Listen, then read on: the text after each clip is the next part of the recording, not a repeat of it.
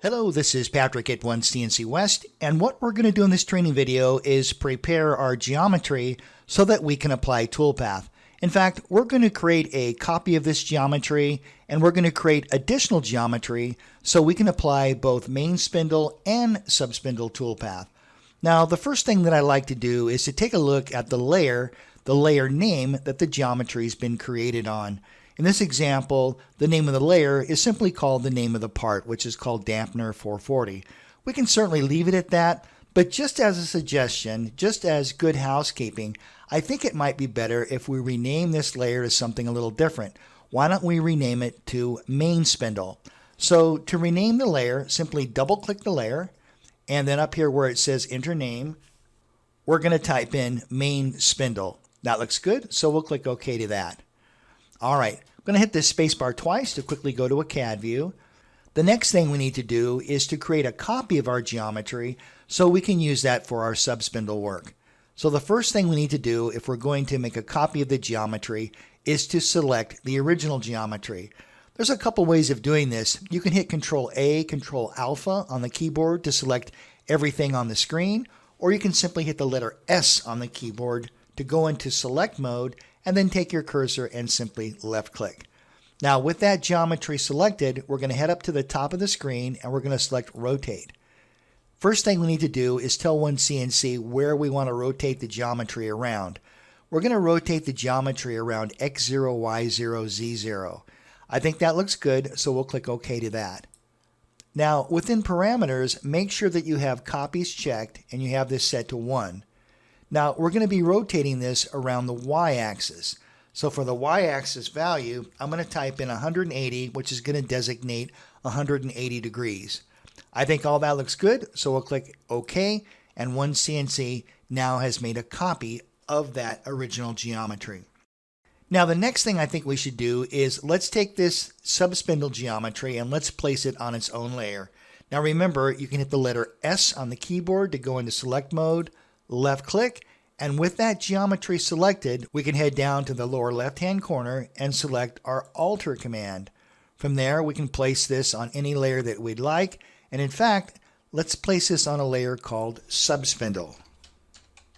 I think that looks good, so we can simply just click OK to that.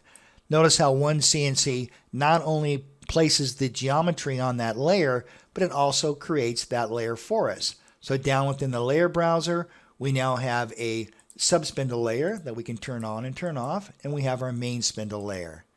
Very good. All right, let's focus a little bit more now on subspindle. We really want to have the X0, Y0, Z0 at this face of the part. There's a couple ways we can do this. We could use work shift by coming up here and right clicking and select work shift, and that would give us the ability to place the datum over here. But we really don't want to change the datum for our main spindle, so we're not going to use work shift. Instead, let's just take the part and move it to the left. We know that the part is 4.5 inches. So just like with rotation, if we want to move the part, we need to select it first. So I'll hit the letter S on the keyboard, left click. Now we're going to go to our move command, and what we're going to do is we're going to move this incrementally. Now if you don't see the parameters for incremental input, just click on this little button here that says plus ink. There we go. We know that the part is 4.5 inches long. So for X ink, I'm going to type in minus 4.5, and then we'll click OK to that. Very good. All right, now let's take a look at some other geometry that we may need to create for our subspindle work. We're going to need to create some geometry for these holes. So we can do that by heading over to the command manager, go into our model tools, and let's use this option called Select an Edge. That way we can take our cursor and simply left click on the edges of the circles. Now another option you could use instead of Extract an Edge, you could use the option called Extract Surface Edges, but the reason why I didn't do it here is I really didn't want to create extra geometry around this diameter and this diameter. I really just want the geometry for the holes here. We can see that geometry by hiding the solid model. To do that, we'll hit the letter S on the keyboard, left click, and if you hit the letter B on the keyboard, that's the shortcut for the blank tool. That's the same as hitting this button right up here. The blank tool will temporarily hide all selected geometry. And there you go. There's the nice wireframe geometry for the holes. All right, let's bring our solid model back. We can do that just by clicking on the layer there. Now, the other geometry that we're going to need is some wireframe geometry to define the profile or the cross section of the part.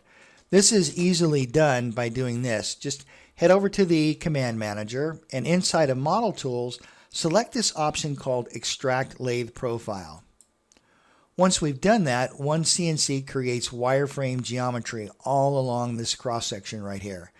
Again, to show you that, I'm going to hit the letter S, select the solid model, hit the letter B to blank it out, and there you go. You can see the wireframe geometry. Now, you can leave this exactly as it is. You don't need to make any modifications. But again, let me give you some suggestions that I've found to prove very helpful. We don't need all of this geometry. We really only need half of it. So if you'd like, you can simply sketch out a nice horizontal line right at the center line. Hit the letter T on the keyboard. That's the shortcut for trim 1. It'll trim the very first entity that you select. We can trim those two together.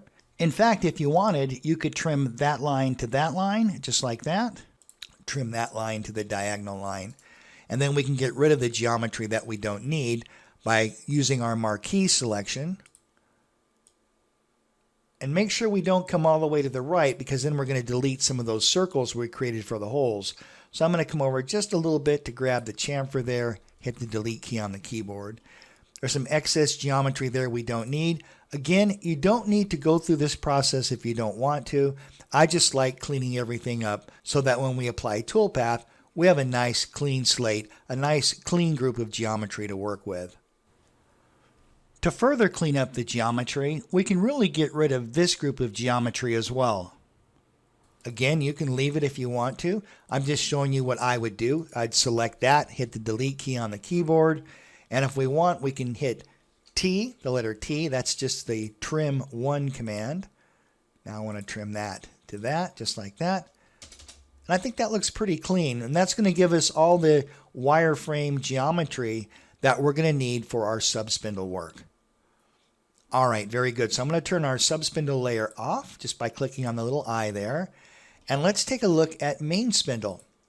So with main spindle, we want to really do the same thing. Let's create that wireframe profile along the cross section.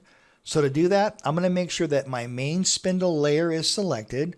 Can head over to the Command Manager, go back into our Model Tools, and use the option called Extract Lathe Profile. Again, OneCNC creates wireframe geometry around the cross section. Let's hit the letter S, select, hit the letter B to hide.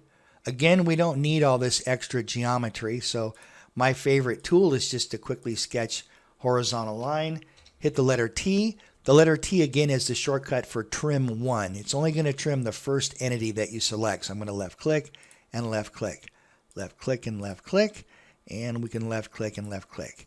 And we don't need this bottom half of geometry. So let's use the marquee tool and hit the delete key on the keyboard.